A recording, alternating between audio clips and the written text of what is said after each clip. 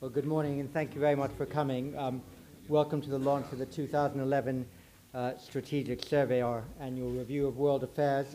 Joining me today are Alex Nichol, Adam Ward, Nigel Inkster, Tim Huxley, Ben Barry, Dana Allen, Rahul Roy Chaudhry, Oksana Antonenko, and Emil Hukayam.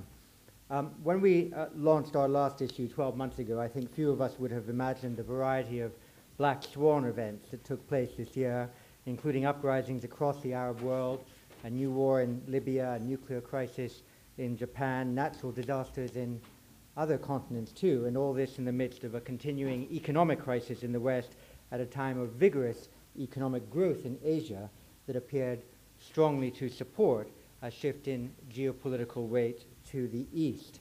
Our strategic geography section this year covers many issues, but in particular illustrates the conditions before the Arab uprisings in a number of affected countries, provides details of the military contributions to the Libyan campaign, explains the North African immigration crisis, summarizes the efforts China is believed to be making to protect its oil supply lines across the Indian Ocean, and captures the essence of the European debt crisis.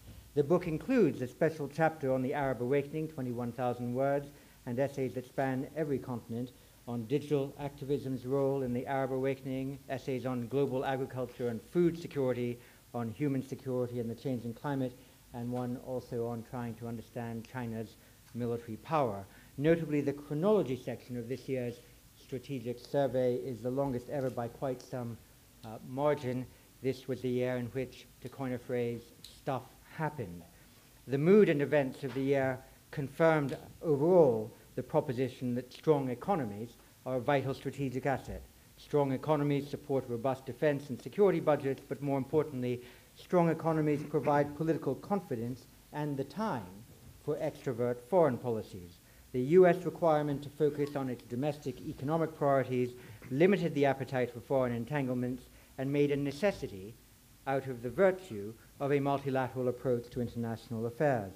Equally, the strong economies of the smaller Gulf states, especially Qatar and the UAE, inspired unprecedented foreign policy initiatives, and in particular political, economic, and military engagement in the Libya campaign that made of these two states essential strategic partners and de facto exporters of security. The economic power of China gives it inherent geopolitical weight, and its investment strategies abroad are calculated where possible to curry local political favor. Other economically vital powers, such as Brazil, are speaking of assuming strategic interests in keeping with their economic weight. The lesson of 2011 that most leaders got used to repeating to themselves and their supporters was that good governance and economic strength are amongst the most prized strategic assets, and indeed the two tend to go together. But managing a country like a good company for healthy profits is not the sole indicator of good governance. The year also demonstrated the axiom that man does not live by bread alone. Economic and financial vitality can limit dissent. Growth rates in the Palestinian West Bank perhaps reduce the appetite for further intifada. The absence of taxes and a huge social security safety net have saved small, rich Gulf Emirates from internal revolt. But uneven development and a host of social factors can inspire serious displeasure even in the most successful countries. The electoral losses, for example, that the PAP ruling party in Singapore took on 7 May 2011 were a sharp reminder that in today's world, delivering fantastic economic growth is perhaps not enough. Managerial competence is not the only measure by which governments will be tested. The people power expressed in the Middle East also had its small reverberations in Asia, and the pressure for political modernization is bound also to grow there. In the current environment, it will be difficult for paternalist cultures to contain the appeal of individual liberty and freedom of expression. The digital age has made of anyone with a mobile phone a potential publishing phenomenon. The digital revolution's significance lies not only as an enabler of collective action, but as an inspiration to the expression of individual thought. The last year will be remembered certainly as the year of the Arab awakening and of its wider consequences. It will not be remembered necessarily as the year in which democracy spread. The transitions that have taken place so far remain half-baked, and the promise of a more democratic outcome remains laced with the risk that sects, military institutions, or other groups might still hijack the process. It remains the case that democratic societies, of course, evolve best when civil society is sophisticated and political competition is based on clearly defined platforms. Democracy relies on the floating voter.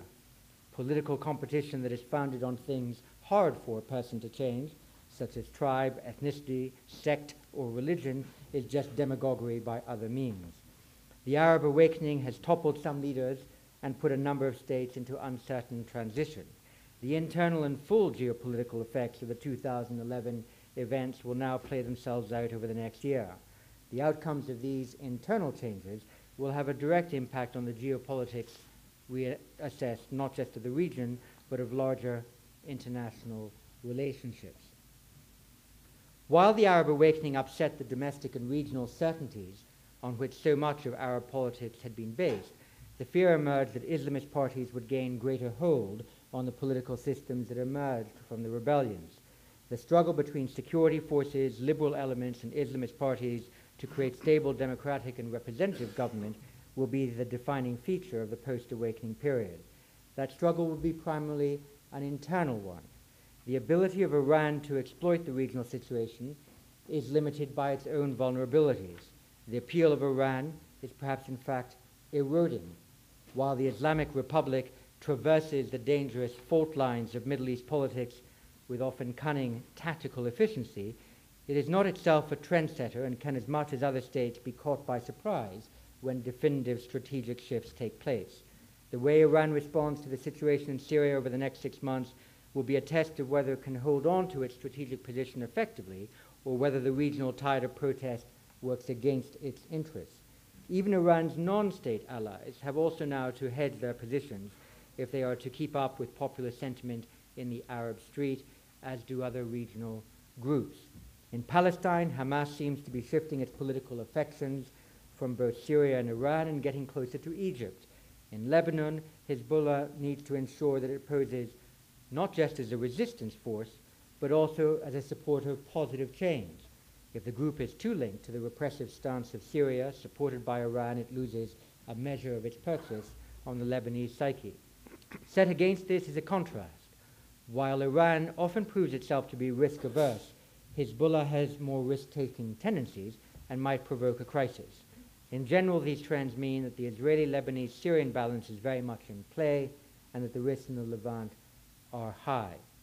In these times, then, it is hard to see that any of the region's powers, ranging from Saudi Arabia, Iran, Iraq, Egypt, Turkey, through to Qatar and the United Arab Emirates, will be able to shape the region's politics and strategic agenda. It is, however, clear that by removing the debilitating element of fear that characterized Arab societies, the Arab awakening fundamentally changes the relationship between governing elites and citizens. This achievement, entirely owned by Arab citizens, proved that societal forces can cause as much strategic upheaval as traditional forms of violence that have in the past plagued the Arab world.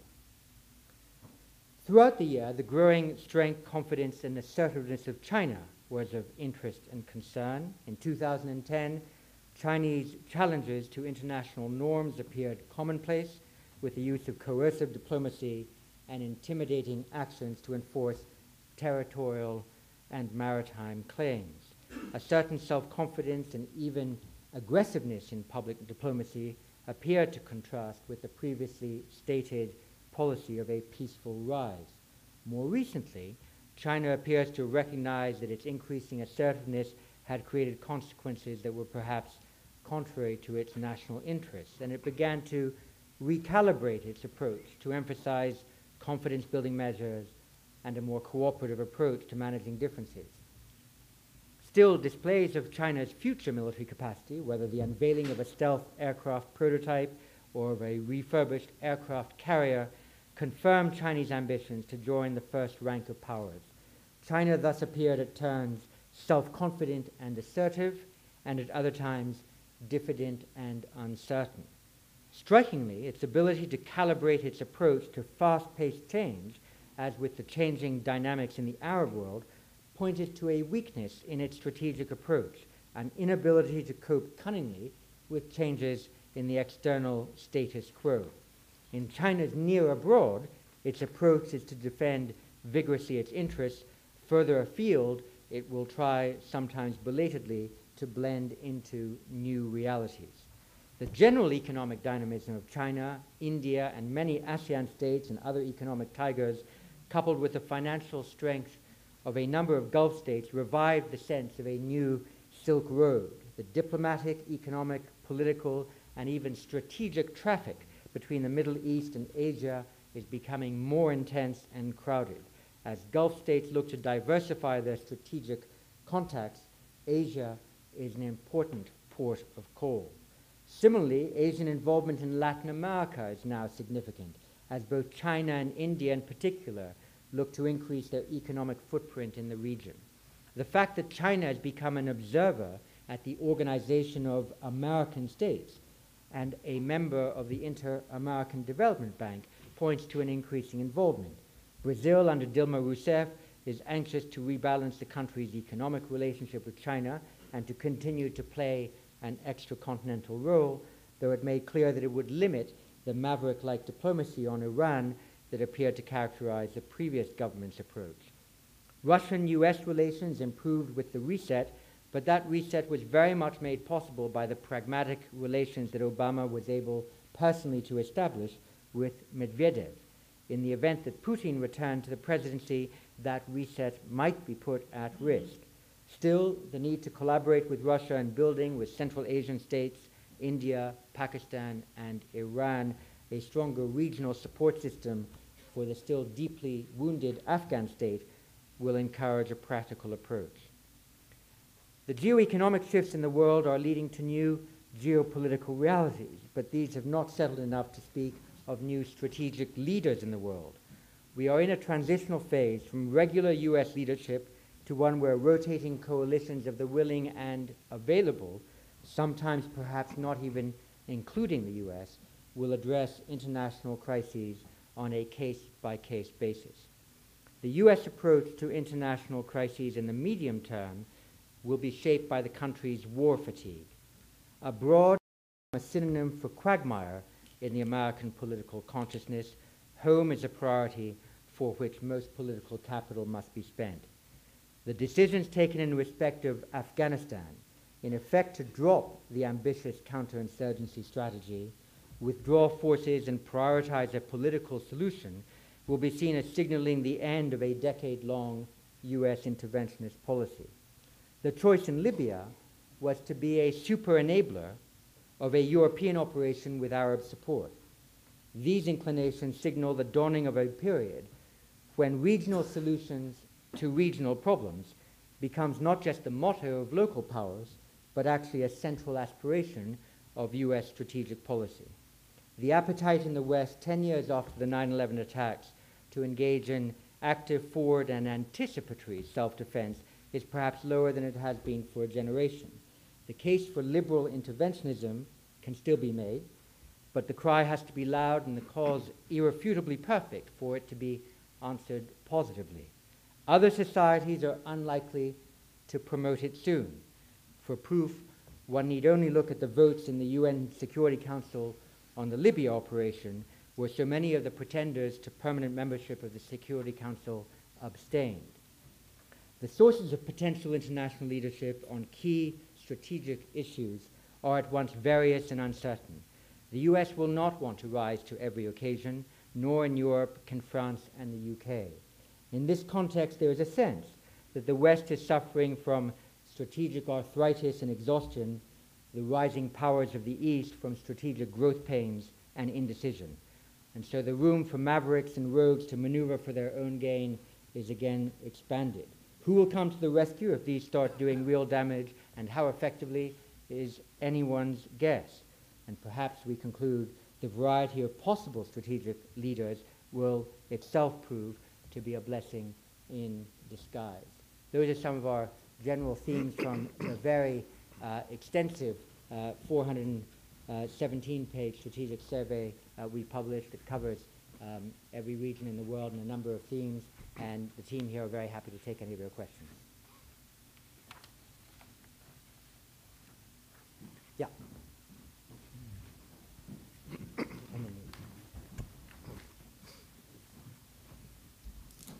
Tom Coughlin from the Times.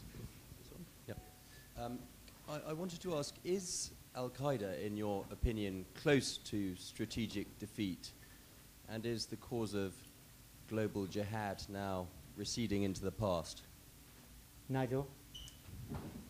I think Al-Qaeda, in terms of the original ambition to be a global insurgency that would mobilize the Islamic world, has been heading in that direction for some time. But I've got a feeling that jihadism is a force that is likely to remain with us for some time to come. It's been a phenomenon largely absent from the Arab awakening. Al-Qaeda was caught as much by surprise as anybody by what happened in the Middle East, and of course what did happen in the Middle East doesn't really conform to the Al-Qaeda narrative in any way at all. They've been struggling to try and insert this into their narrative and make sense of it in terms that they can understand. But I think if we look at the way, if we look at the world and you know, the risks of stability, jihadist groups do remain a threat. Al-Qaeda Central is suffering from significant degradation, no question about it. But in the part of the world where they are located, there are plenty of other extremist groups who to a greater or lesser degree share the Al-Qaeda ideology. If we look last year at the statistics for terrorist casualties, the overwhelming majority, around 70%, actually was in South Asia. Much of the remainder was in the Middle East and the Horn of Africa, virtually none in Europe, the United States, or anywhere else in the Western world.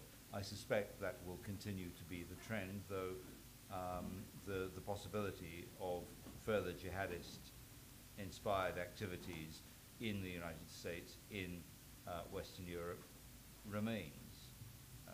And I think certainly British authorities in the run-up to the next year Olympic Games are quite seriously concerned about the possibility of some such activity taking place. Yes, Baria? Oh, sorry, you were next. Baria, go ahead. Bari Alameddin Al Hayat newspaper. John, it's interesting that you mentioned the dynamics of Syria, Lebanon, and Israel. I wonder if you could expand a little bit on that, and how do you see this playing into perhaps a regional war? Thank you. Emil Hokayo. Yes. Well, we got used in the past 40 years to consider Syria as a strong state, and then suddenly Syria is crumbling from within, and Syria's geography today has become a liability. Syria is as much exposed to foreign interference as Lebanon was at a time. To be sure, what happens in Syria will have long-lasting effects on strategic dynamics in the region. It will also have an impact on Lebanese stability. It will also force Israeli policymakers to sync their relationship with the Syrian state. They were quite comfortable with a weak and deterrable regime. You could fly planes over Syria, destroy a nuclear facility, come back, and nothing would happen. You know, that new Syria that is weaker may not have a strong central government, where you actually have groups that are opposed to the Assad regime but are also very anti-Israeli, will be more difficult to deter or deal with. I still think that the struggle in Syria is going to be a protracted one, a long, difficult one. We all expected Ramadan somehow to be a decisive, turning point in the uprising. It hasn't happened, so I think we have to be ready for a longer struggle there. Yes.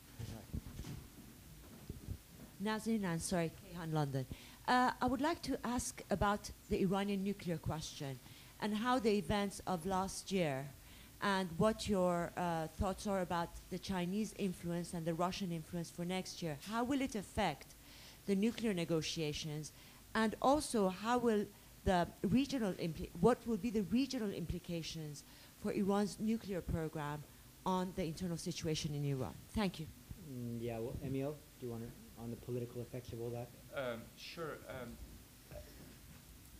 In a way, Iran has benefited from the lack of attention on the nuclear program. I think that attention of policymakers is limited by design, and somehow Iran got a year where it wasn't the focus of all that. At the same time, we've seen a number of sanctions being passed by the U.S.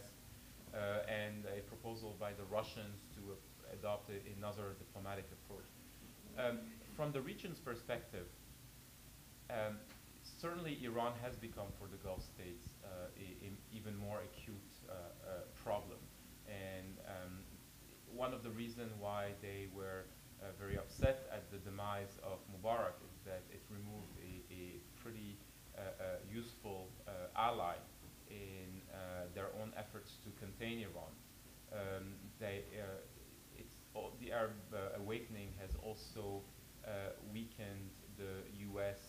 Standing in the region.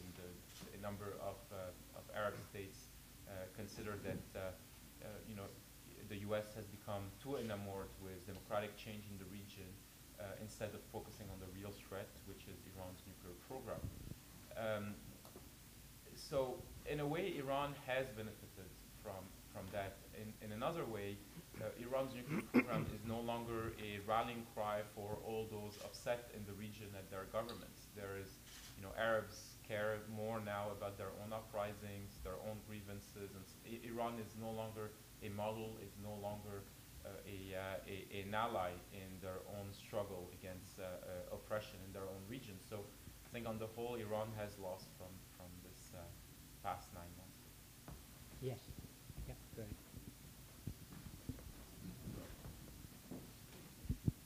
Hi, Duncan Garden from the Daily Telegraph.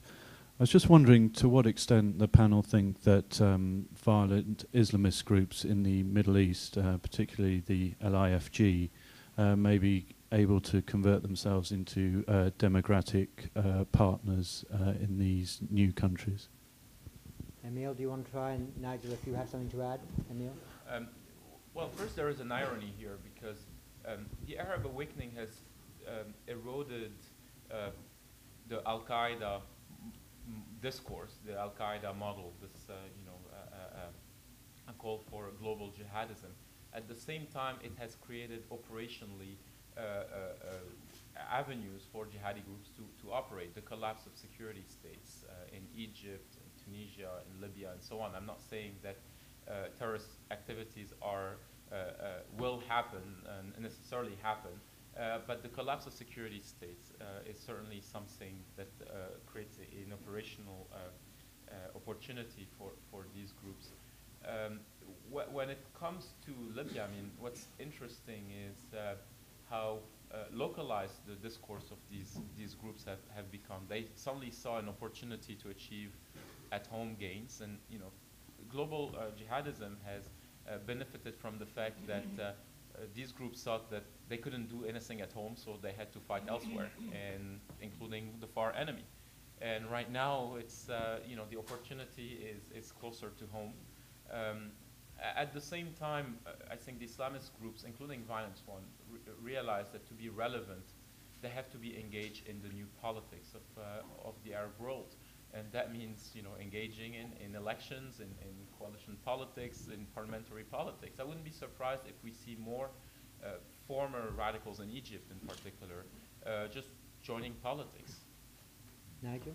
I think that's absolutely right. An interesting issue for me, in particular, is the case of Yemen, perhaps more than Libya, because I think that Libya is a place where the politics have very rapidly localized. We've seen a situation in Yemen of complete lack of political definition. That even with the president out of the country, in hospital in Saudi Arabia. No group has been able to take command of the situation, to force the situation, and that applies just as much to Al-Qaeda in the Arabian Peninsula as it does to any of the other entities in play in Yemen. And I think that is quite important, because it does help to set more in context that has tended to be rather demonized as the next kind of coming threat. We get rid of Al-Qaeda in the tribal areas of Pakistan, and now next thing we go after Al-Qaeda in the Arabian Peninsula, an organization which has shown some ambitions to engage in activities outside its out of area. But my sense is, what we're seeing in Yemen simply reinforces the point that many of these groups are essentially local, and whatever their notional attachment to a wider transnational discourse, under pressure, it doesn't tend to mean that much. Thanks. And you, yes? I'm Cho, Asia and Pacific Affairs.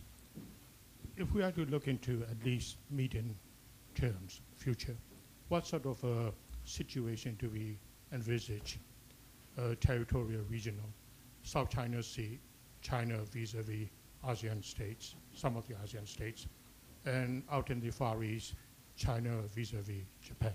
Thank you. Tim Huxley first, and then Adam Ward, if you had anything to add. Tim? China's rise as an economic and political and to some extent military power is one of the most important phenomena globally, and Southeast Asia is clearly in the front line of China's rise. And over the last 2 or 3 years, the South China Sea has come back into focus as an area where China has been able and willing to assert itself. Over the last year or so, there's been a particular naval and paramilitary as well as diplomatic dimension to this. China has been putting a lot of pressure on Southeast Asian claimants in the South China Sea, in the Spratly Islands, the Philippines, even more so Vietnam, to some extent Malaysia, have felt themselves to be in the front line. I think in the South China Sea there is a confluence of China's rising power, China's demands for energy and food, and long existing territorial disputes. All the signs are that this area of contention is going to be significant in the coming years and perhaps decades. There is a small chance of a military naval confrontation there, escalating to involve conflict. We've seen this in the past in 1988, for example, between China and Vietnam. I think there's a contradiction in the view of the smaller and medium powers in the region. On the one hand, of course, they want close economic relations with China and are in many ways benefiting from China's rise. At the same time, they feel acutely concerned over the strategic and security implications of China's rise. So there is an ambivalence in their attitudes towards China, and that's true not just of the Southeast Asian states, but as you suggest, of Japan, and also, of course, of Australia. And I think this is going to be a feature of the geopolitics of the region for the foreseeable future. Adam? Yeah, I think the situation in the South China Sea is now the principal test case for assessing China's, as it were, strategic culture and its likely strategic behavior over the medium term. In the case of the Korean Peninsula, it's generally accepted that China is making a reasonably benign contribution to the situation there. It's not doing everything we would want them to do. In respect of the cross-strait situation, it's acknowledged that there's been a change in the general approach of China, the atmospherics have improved, and that the risks of conflict have diminished somewhat as a result of that. But it's in the South China Sea where a number of real major questions converge. What is China's real attitude to the threat or the use of force?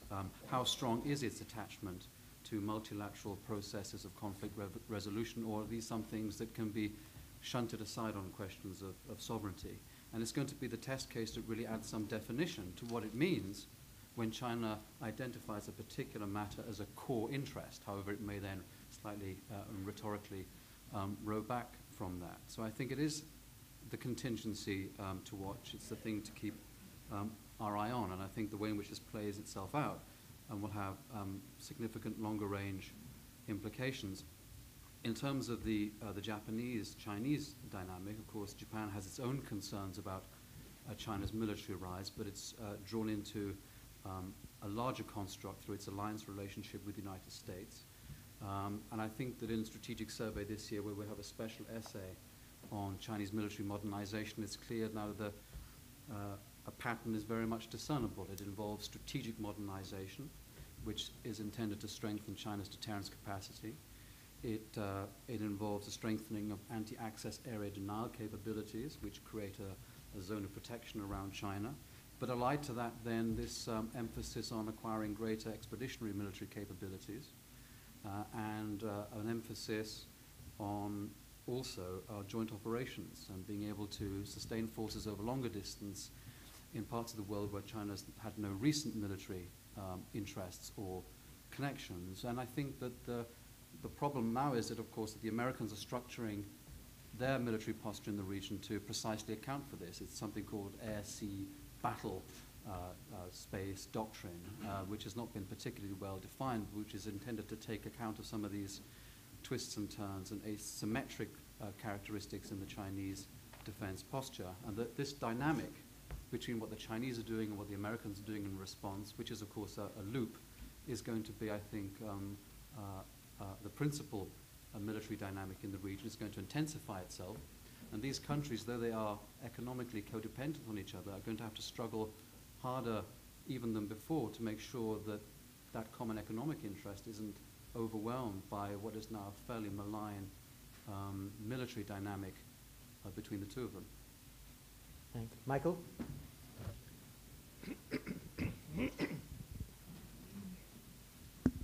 Michael Binion, The Times. To what extent do you think a return of Putin would signal a growing return to the Soviet model with further repression at home, more confrontation abroad? And in the light of this possibility, how do you think the Prime Minister should convey the West's message when he goes to Russia next week? Oksana? Well, I think we certainly are still living in the uncertain times. I think there still remain to be a lot of questions of who is going to be the next leader in Russia. We've, of course, seen President Putin campaigning, Prime Minister Putin campaigning vigorously, but perhaps Medvedev's campaign has lost the momentum. But clearly, the decision, in my view, has not yet been taken. And I think in calculations over that decision, clearly one factor which has to be taken into account is how that decision is going to impact Russia's relations with the outside world.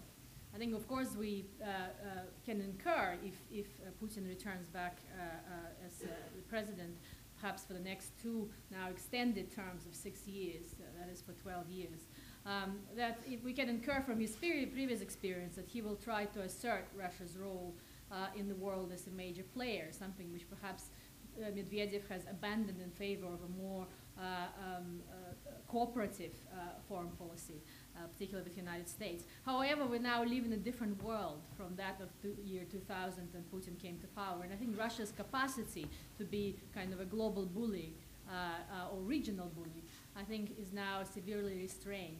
And therefore, I personally think that even if Putin comes back to power, he will be seeking accommodation with the international community rather than assertiveness of the kind that we've seen under his first, but particularly second term. In terms of domestic politics in Russia, clearly we see the movement in the wrong direction, but we also see some positive glitches, and that is that the new post-Soviet generation is coming to power. And I think the imposition of the more repressive state in Russia over the next 2 terms will be increasingly more difficult. In terms of the UK-Russian relations and Prime Minister Cameron's visit, I think it is clear that so far the international community has very limited influence over what's happening in Russia. But I think he clearly has to make a point that if Russia is ready and prepared to undertake reforms, that the international community will be also prepared to embrace Russia as a partner on the level that Russia, and particularly Putin, has been seeking now for the last 15 years. Go ahead.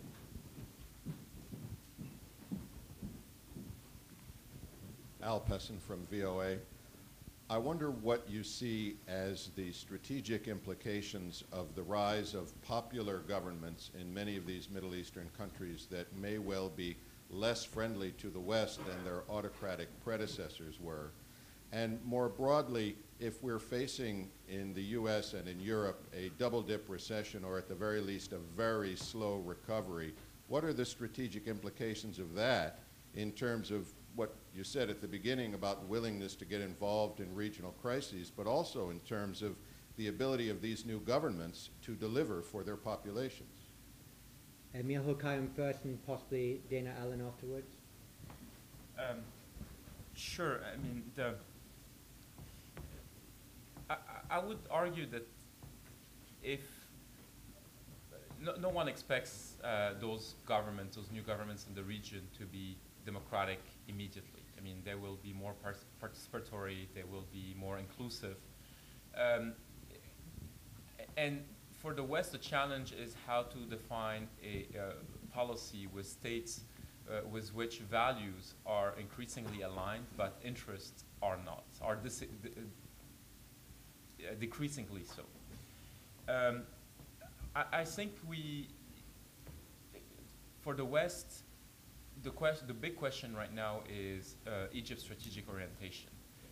They're still familiar, the Gulf states, the leaderships are still there, and there hasn't been much transformation. Libya is a bit peripheral when it comes to regional politics. Tunisia has no impact on the Arab world, on the Arab order. It's really about Egypt and Syria right now. Egypt's new politics are certainly going to be less warm towards Israel and towards the US. At the same time, it's unlikely that the Egyptian military would want a complete break with the US or the country. I think they would strive to preserve Egypt's current strategic orientation. I think where another dimension here has to do with economics. Those uprisings in the region were largely motivated by a perception that those various states, Egypt, but also Syria, Tunisia, and so on, had adopted economic models that really reflected Western interests and preferences that were imposed by the IMF and so on. And here is where I think the Arab states may actually part with the West and decide to go back to more statist, more populist, more hands-on economic models. And usually the West's leverage in the Arab world is primarily about economic assistance and foreign aid, and not just military assistance, but also about and the question is whether those states will, the new Arab governments will continue looking for that aid the same way.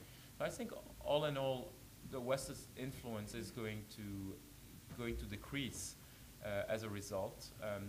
Also keep in mind that there will be more friction, for instance, over Palestine, in a couple of 10 days plus over the vote on the UN vote on Palestine.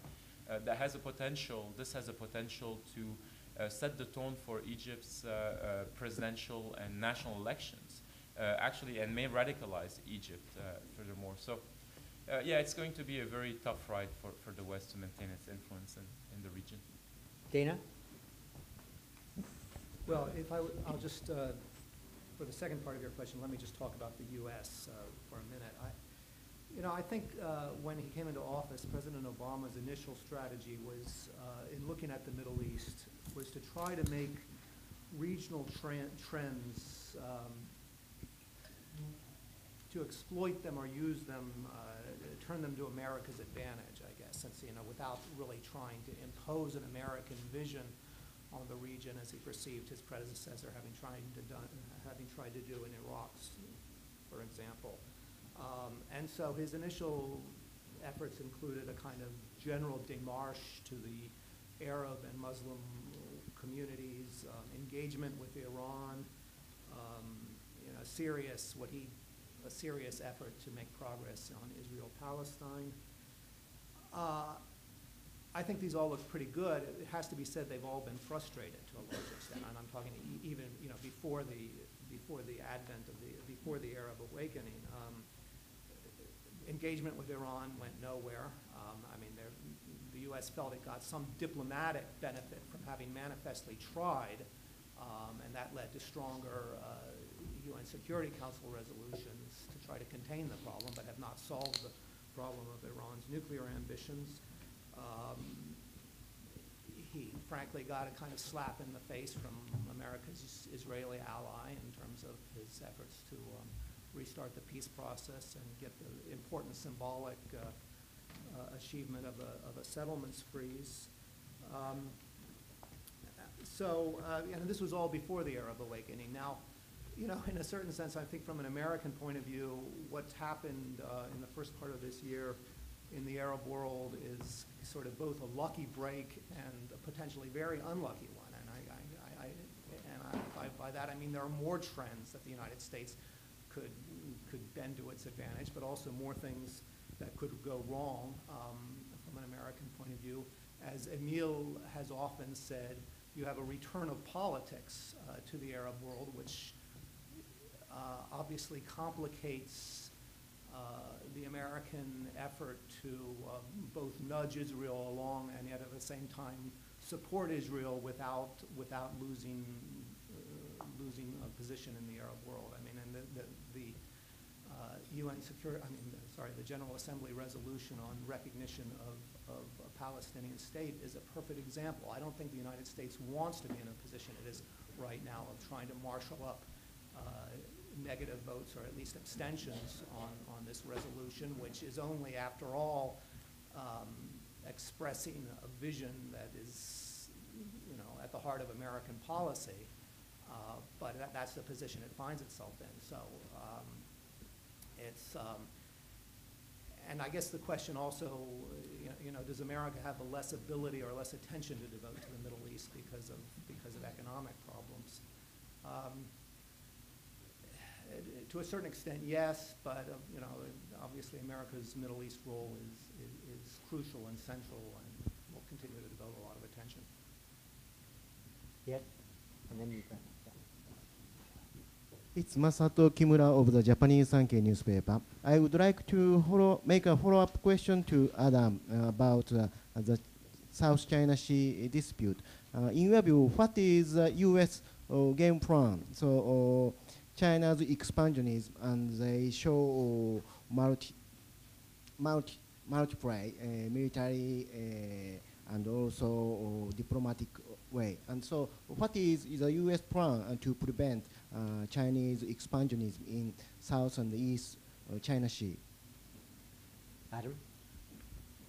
Well, America's objective is to make sure that a situation obtains in which no power, not even China, is able to take military unilateral action and exercise a dismissive attitude towards codes of conduct or other forms of multilateral agreements. It has a broader strategic objective, which is to continue to strengthen its own credibility in respect of its formal allies in the region and the number of security partners that increasingly look to America as a source of additional strategic heft as they attempt to develop their relationships with a China who is whose role and whose presence is growing in the region. So it follows the issue for precisely the reasons that I alluded to earlier, but it also does so because it has a sense of its long-term position resting on the credibility that it occupies in the eyes of those countries that look to it for a degree of protection from China. Yeah, go ahead. Just notice behind, yep. James Rogers. I'm writing a book on the reporting of conflicts. I'd like to return to Russia, please, and ask Oksana how serious a threat the situation in Chechnya and the wider region of North Caucasus for the authorities in Moscow at the moment, particularly given the upcoming parliamentary and presidential elections.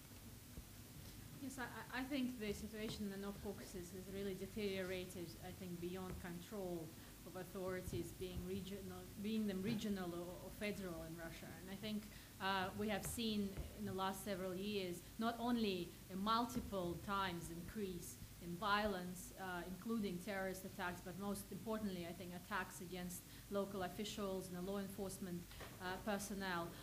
But I think more importantly, I think we have seen now increasing delegitimization of the authorities in the region as a whole. And I think the attempts by Medvedev to choose a kind of economic-based policy towards the region without touching on the fundamental political problems that exist there, I think so far did not pay off. And I think we have seen a lot of money being sent to the region with almost no real impact in terms of easing the violence there or actually restoring the credibility of the political authorities. And I suspect that in the next several years we're going to see situation deteriorating even further, with particularly Ingushetia and Dagestan. I think Chechnya is not at the moment the main flashpoint in the region, but also Kabardino-Balkaria are really descending into a much more regular violence, and I think possibly even conflict.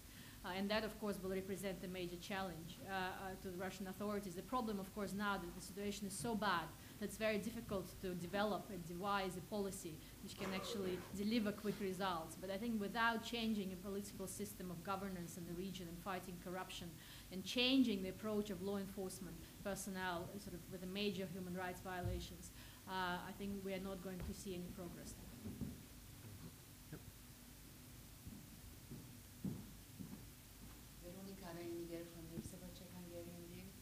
I wondered how you will look back to the situation in Libya when we meet next time in 1 year's time. What is your expectation? Emil? And I would also wonder what kind of role NATO is there to play in the near future. Good. Well, Emil first, and then Ben Barry perhaps afterwards on specific role of NATO.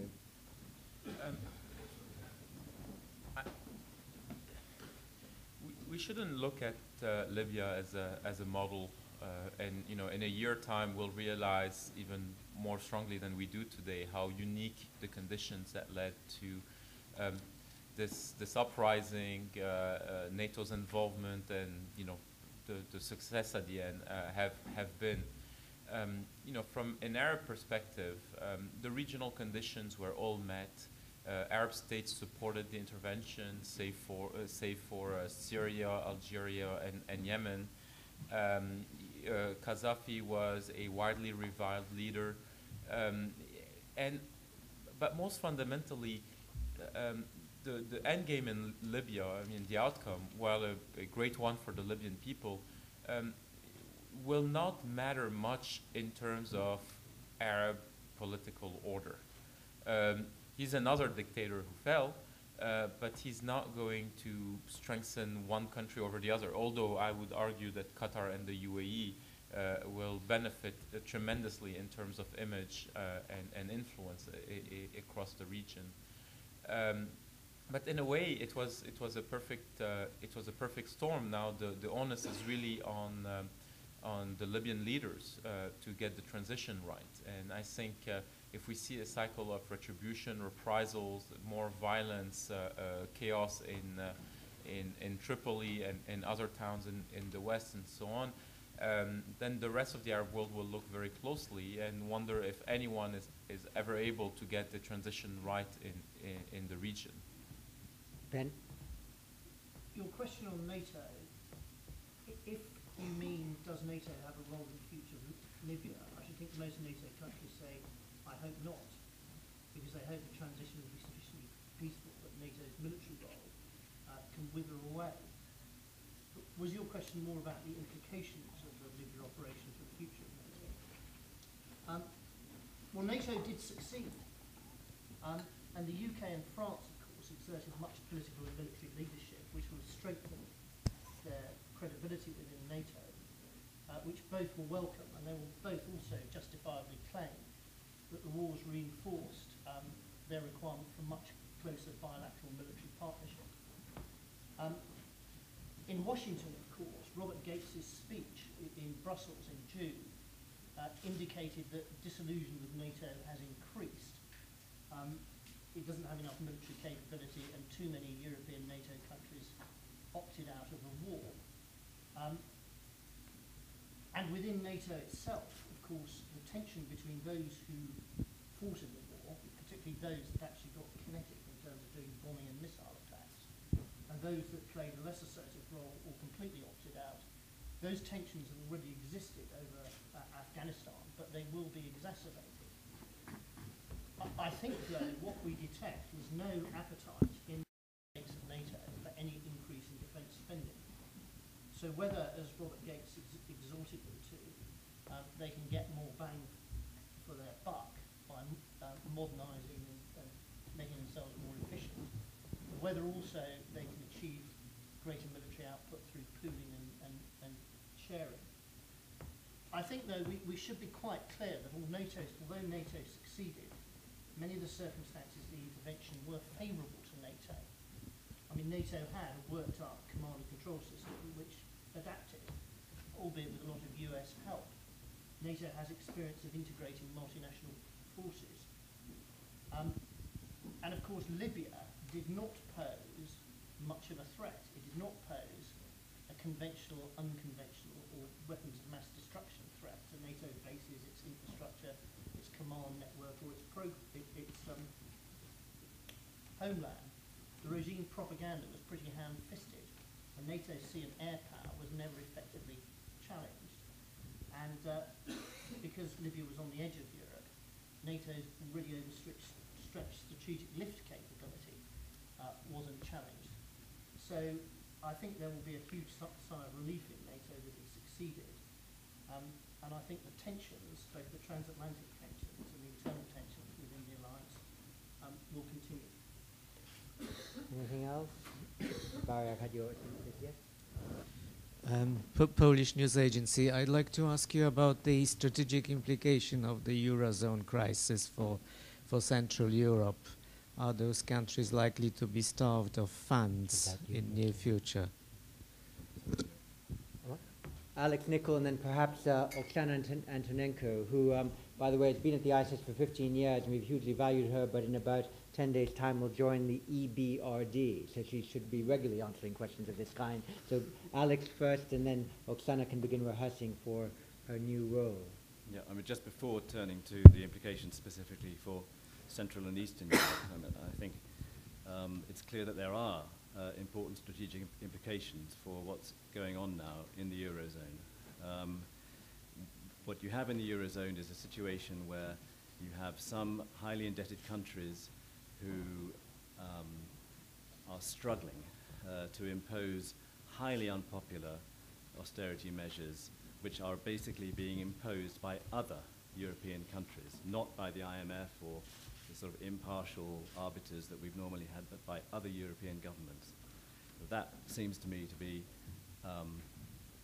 not very politically sustainable. And at the same time, among the richer, the stronger countries, again, it's not very politically sustainable that for the indefinite future, you'll be financing countries which are basically viewed in the stronger countries as having been profligate.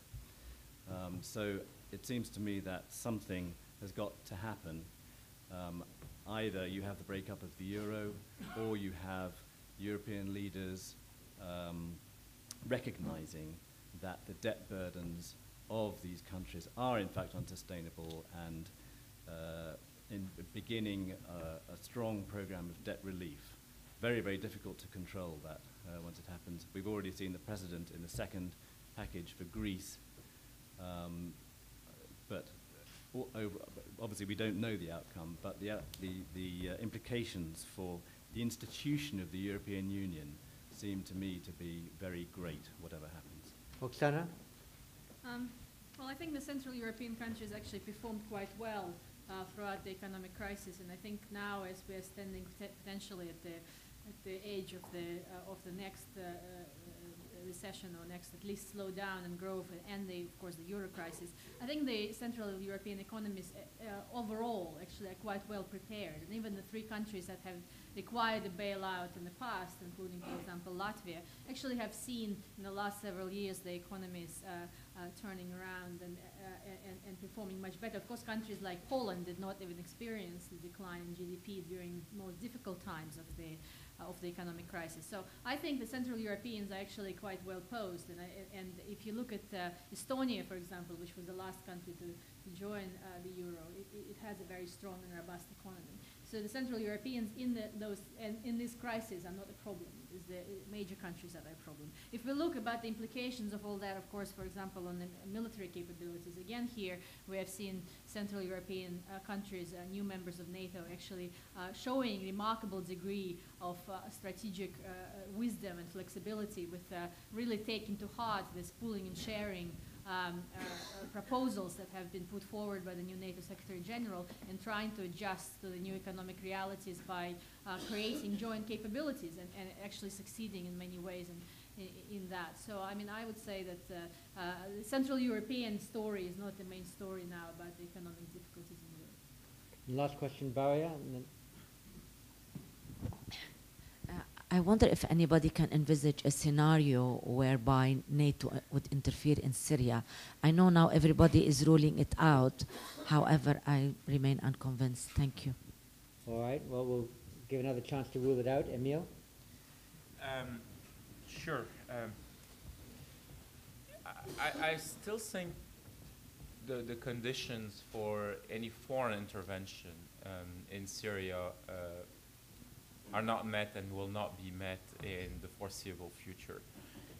There is no local demand for it.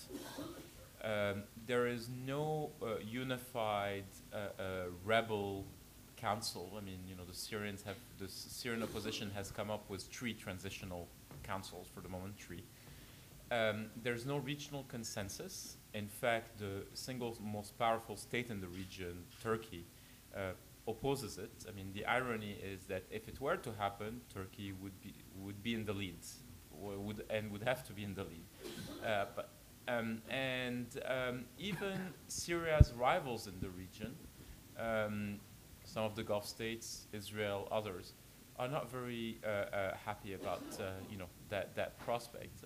The second thing is, now that the Arab awakening is reaching the Levant, Syria, it is meeting the old realities of the Middle East: sectarianism, the Arab-Israeli dispute, Iran's reach, and so on. So I think the complexity of the Syrian case is,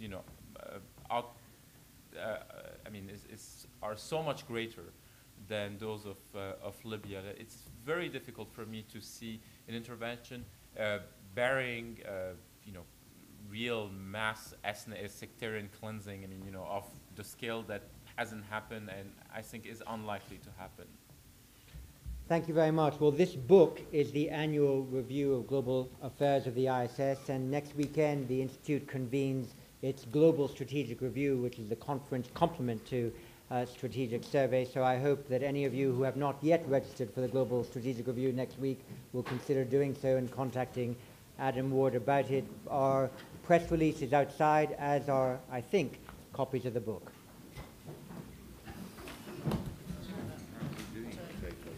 That was my job. Yeah.